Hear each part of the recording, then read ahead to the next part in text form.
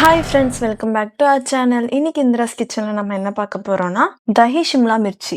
வாங்க வீடியோக்குள்ள போகலாம். 2 பெரிய சைஸ் வெங்காயத்தை நீட்டமாக கட் பண்ணி ஒரு பவுலில் ஆட் பண்ணிக்கோங்க. ஒரு கேப்சிகமை நீட்டமாக கட் பண்ணி பவுலில் ஆட் பண்ணிக்கோங்க. பீனட்டை லைட்டாக ரோஸ்ட் பண்ணிட்டு அதை பொடியாக தட்டி இதில் ஆட் பண்ணிக்கோங்க. 1/2 spoon Kashmir chilli powder add பண்ணிக்கோங்க. 1/2 ஸ்பூன் சீரகத்தூள் ஆட் பண்ணிக்கோங்க. 1/2 ஸ்பூன் தனியாத்தூள் ஆட் பண்ணிக்கோங்க. தேவையான அளவுக்கு உப்பு ஆட் பண்ணிக்கோங்க.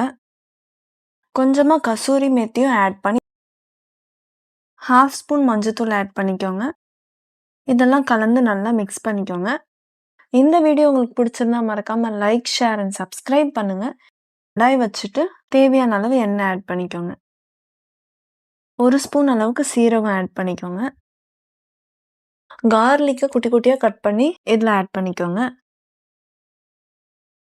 4 பச்சை மிளகாவை நீட்டமாக கட் பண்ணி இதில் ஆட் பண்ணிக்கோங்க. நம்ம மிக்ஸ் பண்ணி வச்ச ஆனியனும் கேப்சிகமும் இதில் ஆட் பண்ணிக்கலாம்.